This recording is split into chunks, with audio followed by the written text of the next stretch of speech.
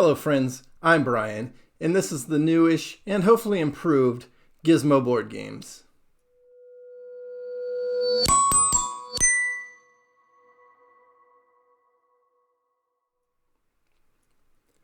Alright, so you just saw the new opening intro I've been working on. I'm trying to just work on some tweaks, changes to the channel to hopefully make things a little bit better for everybody who wants to come view along. So if you like what you see, give it the old thumbs up, the subscribe, and you'll get some more of these videos. And hopefully I'll continue to keep making content that's worthy of you coming back, and I appreciate it. Today we're looking at the games I played in the past month. It is now June 1st, so these are the games I played in May. And if you watched my last video, you'll know that my mom came into town at the end of April, and I cut that video a little short, so this will pick up what happened on the last couple days of April as well. That said, I ended up playing 36 total games. Not a whole lot, but I was out and about with my family, with my mom in town for a few weeks. But I was able to play a lot more with my mom, and you'll see kind of the more family-oriented games, I think, this month than in the past, moving into playing with my mom and my kids more than with a traditional game group. But that doesn't mean I didn't play some heavier games. I got my mom to try some out. My friends did come over at least once during the past month, and we got into normal games as well. I've got some of the games we played here on the side of me, and I guess without further ado, we'll get to what I played in the month of May and the very end of April of 2022. All right, so I mentioned I played 36 different games. 23 of them, or I should say I played 36 total games. 23 of them were different games from each other, so there were 23 different games played in this month, a total of 36 times. 6 of them, again, were very new to me, and then my goal this year is to play one new game a week, or at least average one new game a week, and I'm ahead of that plan, but I feel like that could slow down as the year drags on. But I think this year I played like 30-some new games already. We're halfway through the year now, so I'm ahead of that schedule. Hopefully I can keep up the pace of at least one new game a month. And this month was no exception, with 6 new games and 1 new expansion, which I don't know if I want to count as a new game or not. But I did at least try out 1 new expansion this month as well. And this month we also repeated 5 games. Again, my collection's not the biggest, so we're going to get a lot of repeats, and people like to play their favorite games, and I'm no exception. My group's no exception. So we had 5 repeats from last month's list, if you watch that one. So starting off at the end of April, when my mom came into town, we played Catlantis, this game right here. I have a review of it, video in my catalog. If you want to check it out, you should be able to know where to find it in YouTube. But Catlantis is a fun, quick little card drafting game meant for families. You're going to draft cards, take turns.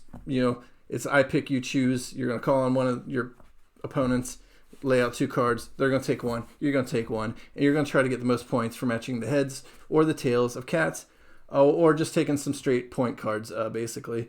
There's 3 different gifts you want to catch, and 3 different coins you can get that are just straight points. And whoever has the most of each type of, well, not gift, but whatever it is, the litter box and whatnot, whoever has the most of each type will get a certain amount of points as well. So it's a fun little thinker game, but not hard at all. Easy for the family.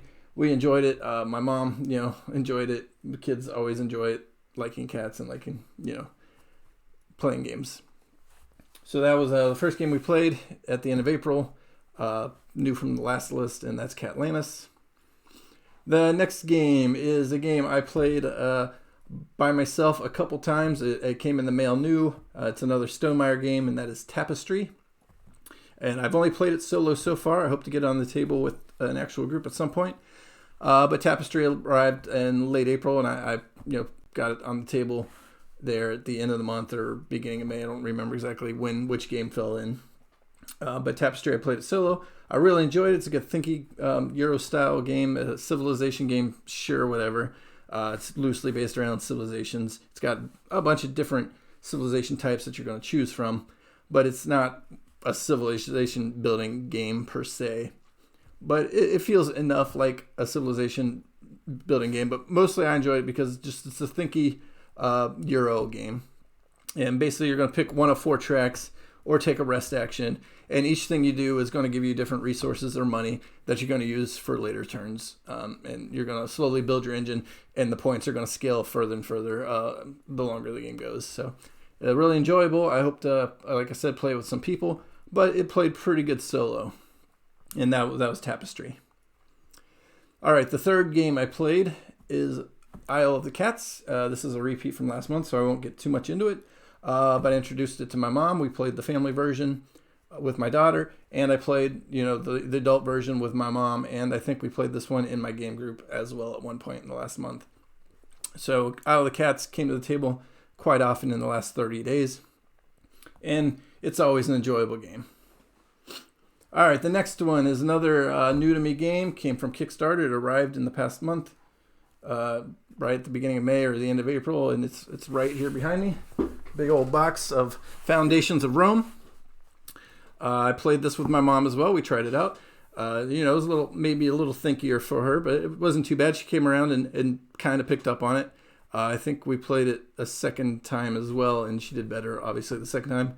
But she didn't quite grasp the fundamentals of the civic pieces and how they added points. But I think we both had fun. I definitely enjoyed it. It's a good strategy game. I'm not big on the abstract style, but that's what it is, but it's an abstract that you can play 1 to 4. I did play the solo version as well. I could take it or leave it. It's good. It kind of does the job of getting the game on the table. But I would much prefer to play it with other people than solo. Unlike Tapestry, which I played solo and I enjoyed it solo, and I assume I'm going to enjoy it with people, but I don't think it's going to change that much one way or the other. Whereas Foundations of Rome definitely changed having someone to play against than solo. But it's well worth it. It looks beautiful on the table. You can find other videos about it out there. I'm not sure if I'll end up doing a review for this one or not in the future.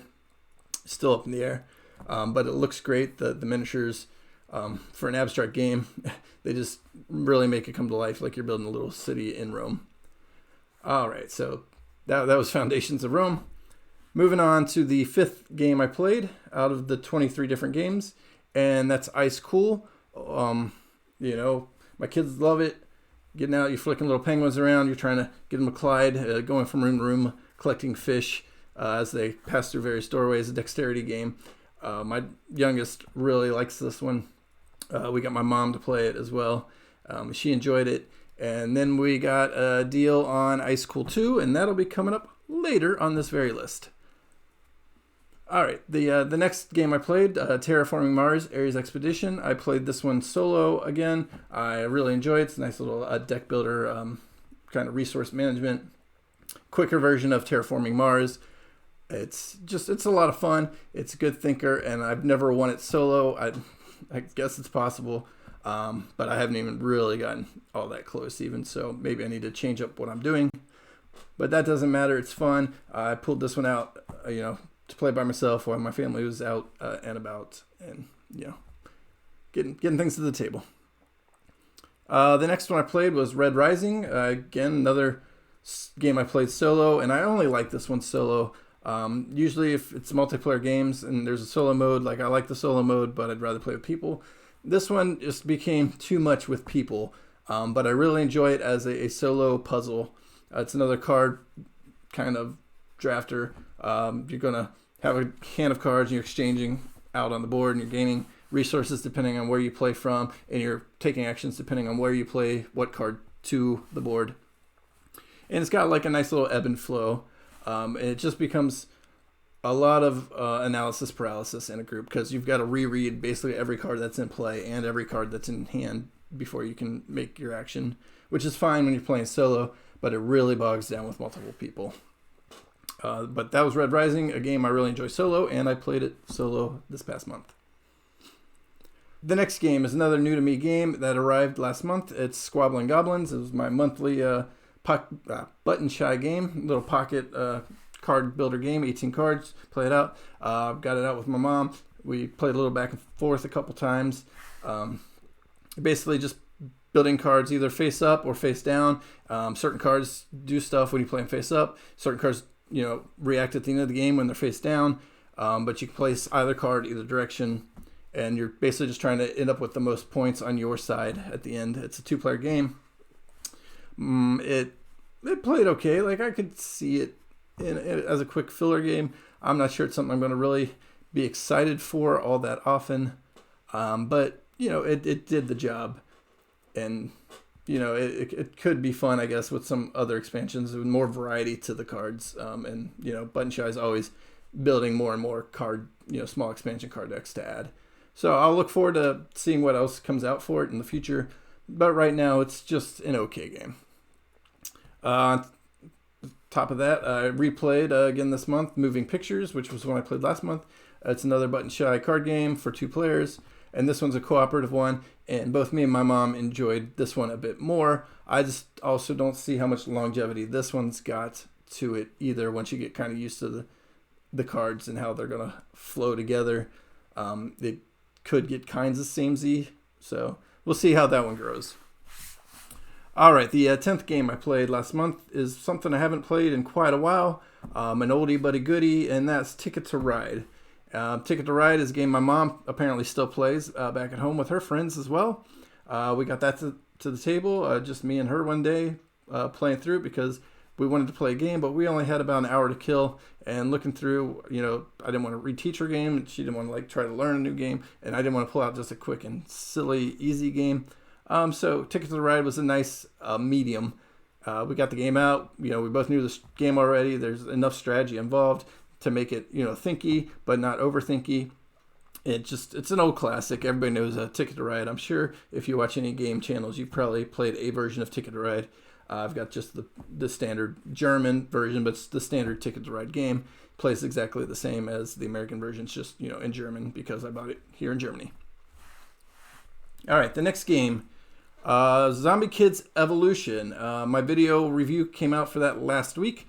We played this one with my mom and my 2 daughters, a 4-player version of the game. We actually lost our first game, I think, while playing this. So that's good because I was a little concerned that the game might be too easy. But we did end up losing one of our games. And so that was, I guess, nice, lack of a better word for it. But it's good to see that, that was possible. That was one of my concerns with the game, is it plays too easy, perhaps. But we did play it quick. It plays quick and easy. Check out my review for it if you want to see more. But yeah, we played the 4-player game, a couple of rounds with it because it plays real quick. Zombie Kidz Evolution. And the next game I played was Wingspan, which is up behind me. I've got all the 2 expansions that are out, or 3 expansions are out so far. I've got, I think, everything that's been made for Wingspan. It's all mixed together, and I taught it to my mom. And it was probably a bit much, but I didn't want to separate out to the base game at this point. So we kind of struggled through learning everything involved with Wingspan. And again, it's one of those classic games. I think it's kind of fading on me a little bit just because it gets kind of samey. And the oceanic boards were supposed to fix some of the troublesome end-game actions, but I don't see a whole lot of change to them. I did like the Nectar. It was a nice little addition. It's always good to get a bunch of new cards with every expansion, so anytime I'm getting expansions that just add more to it, I'm always for that. Otherwise, it's take it or leave it, I think, with the expansion of the Wingspan. The game itself is fun. It's good. I like engine builders. Wingspan is a beautiful engine builder where you're getting less and less actions each round, but as your building engine grows, you're getting more and more return on your actions. So I like that kind of give and take as the game moves along. And it's always fun. I'm just cooling on it, I think, a little bit in my overall. It's still definitely probably a top 20 game for me, but it's slowly been fading out of the top 5, I think.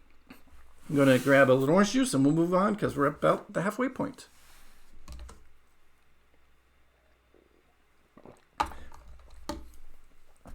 The next game I played in May is a game I really, really love. I've got a review for it on my channel. Everybody's got a review for it. It's the hotness right now in the board game community, and that is Ark Nova, which is up behind me. I don't know if you can see behind me, but I played this one with my mom a couple times. It's a struggle both times to teach her, and I kind of played it almost semi-co-op. It's not a cooperative game, but I tried to help my mom make the best decisions for her zoo because her actions don't really affect my actions a whole lot in that game. Like other games where like what she does, like I could change my strategy maybe a little bit in this game, but not a whole lot. So I was able to dig in and help her, and she really enjoyed playing it. She's hoping, we can play it again. I think the next time we get together, which could be a while, so I'm probably gonna have to reteach her again, but it'll be fine. I really enjoy Ark Nova. Check out my review for it. I played it last month as well. But this one is one I got out and taught to my mom, and she enjoyed it, but it was a lot for her to take in. All right, the 14th game of the month is another new game I've had on my shelf for a little while, but haven't ever played.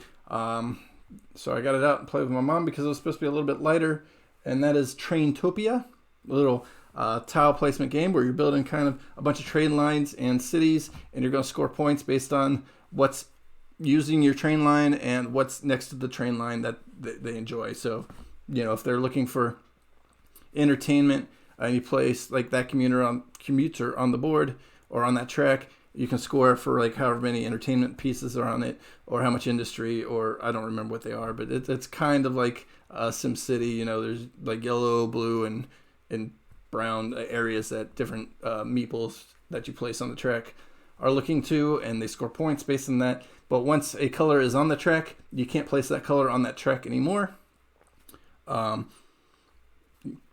You can get money as you go.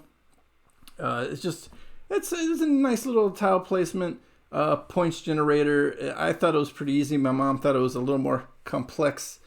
She misunderstood a couple of the actions, so that kind of hurt her, set her back a little bit. But I think we both relatively enjoyed it. It was nice to finally, get a new game that's been sitting on my shelf, waiting to be played for a couple months. And that was Traintopia. All right, the next game we played, I did not pull it out here either. I thought I had. But King of Tokyo. I don't like King of Tokyo a whole lot, I'll admit. I know it's a really popular game that lots of people like. I'm just not really basically I'm not into dice and randomness, and that's King of Tokyo. You're rolling dice, you're hoping you can hit things or get points, generate power crystals to buy more powers. That's kind of neat.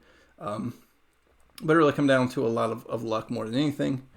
And, it was me, my mom, and my youngest daughter playing it. My youngest daughter won because, she was able to kill us both off from Tokyo.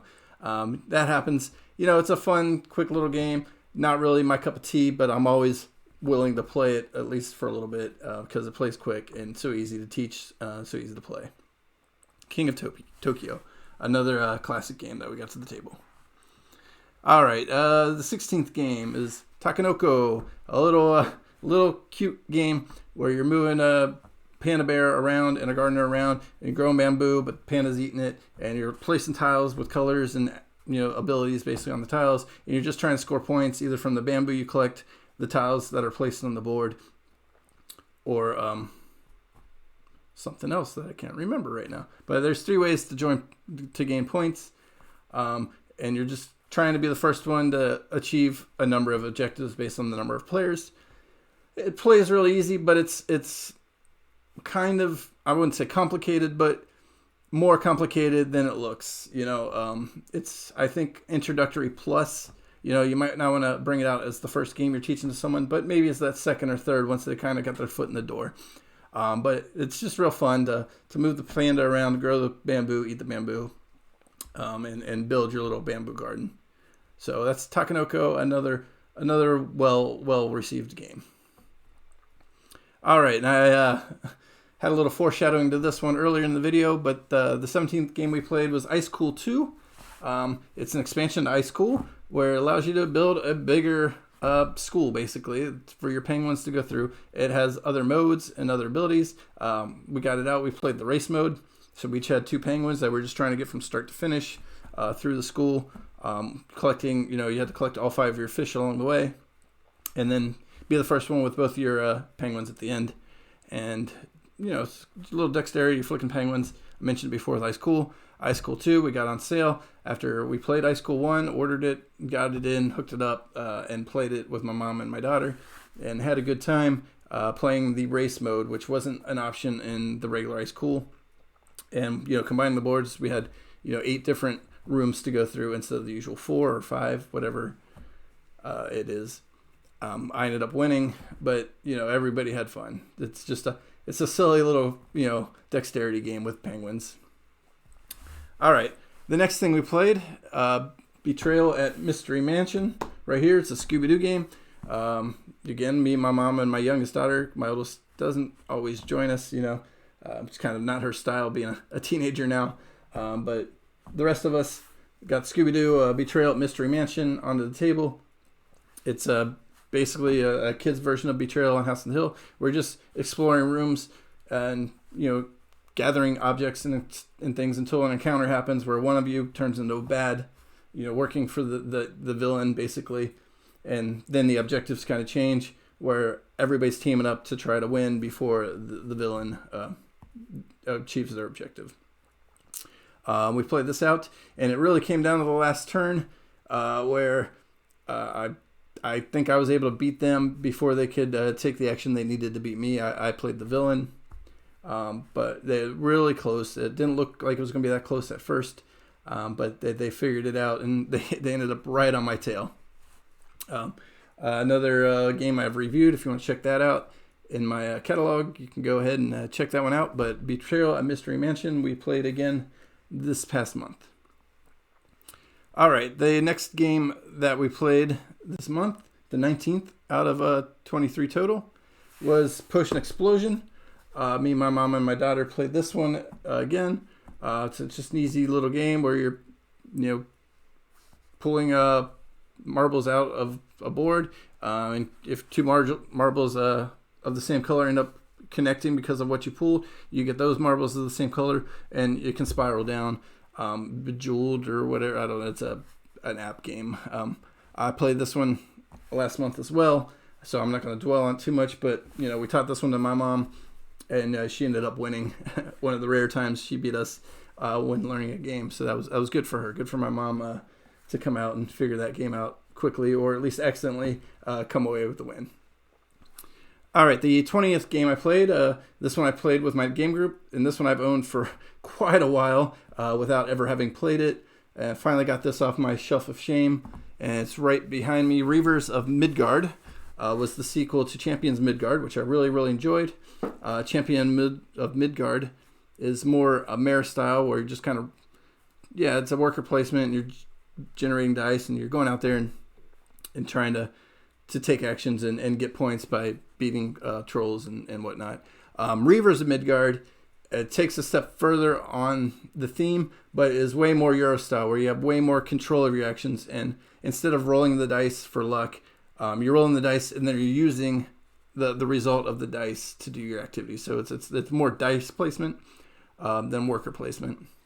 Also on top of it, it's kind of got the one person picks the action, and then everybody else can take the action if they want, and they have the resources to do it. So it's a lot more thinky, and I'm not sure if I like it more or less than Champions of Midgard. I probably want to play both again, but I think I might be leaning towards I like Reavers better, just because it's more my style of game, where everything is under my control pretty much completely from start to finish.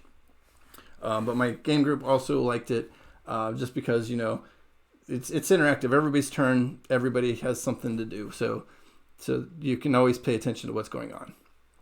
That's Reavers of Midgard. The 21st game is another new to me game. It's Cascadia. I ordered this as my game of the month last month. It arrived at the end of the month. I pulled it out and played it solo a couple times immediately, and it's really good. It's been getting a lot of buzz lately. I think it got nominated for the Spiel, or the Game of the Year, basically, here at Essen, the game fair. But it's a very notorious award, Game of the Year. And I finally got one of those before it actually even won the award. I'm not going to assume it will win, but, it could win. I really enjoyed it. Little, tile drafting, and you're drafting an animal, and you're drafting a habitat, and certain habitats need certain animals, and the animals can only, and you're just kind of placing them out, and you're getting points based on the habitats that are co-adjacent.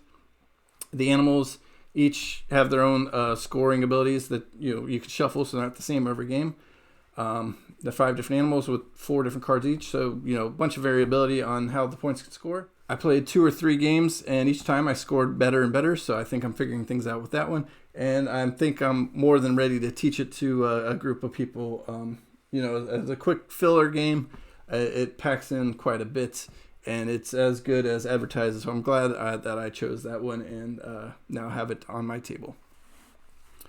All right, the second to last game I played last month is Clans of Caledonia. I played this one solo, and this is almost a new to me game in that I played it once about 3/4 of the way through with a buddy of mine a couple years ago when I first got it, and then it's been kind of sitting on my shelf ever since then. I decided to get it out and try it solo the other day, and it was fun. It's a good economic game.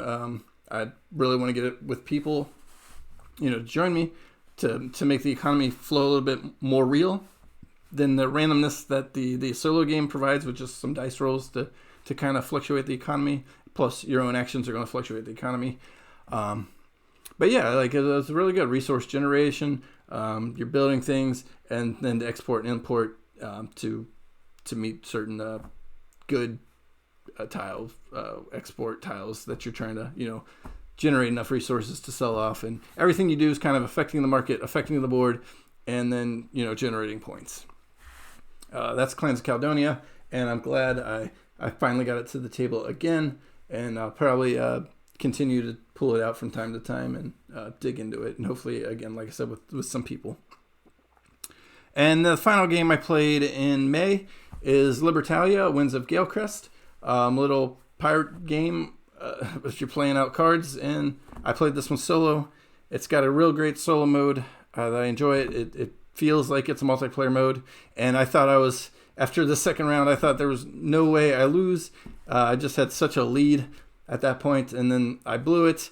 I ended up losing by like 10 points, and it's all because literally the last turn, the built-in randomness, I don't even know. There's the AI that is built in is it's just remarkable. It's amazing because I thought for sure, like I had it, boom, I made my play on the last turn, and then they came out and basically negated my play with their card, and like I could see it coming. Like I knew they had the card from the whole time, you know, I knew what they had, but just the AI of it said like that's when they're playing it now, and my big move went away, and they played their turn, and yep, I ended up losing by 10 points.